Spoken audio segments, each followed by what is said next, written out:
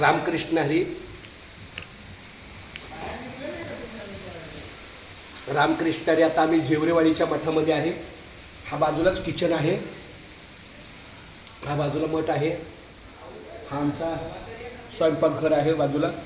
या ठिकाणी सगळा भांडार आहे आणि अशा पद्धतीने हा पूर्ण परिसर आपला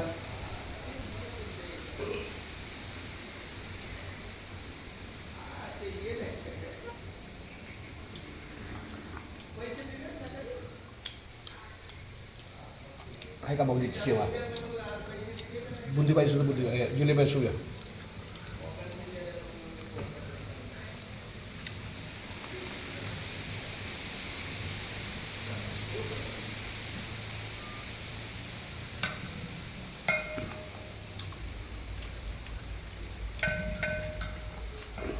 रामकृष्ण हरी.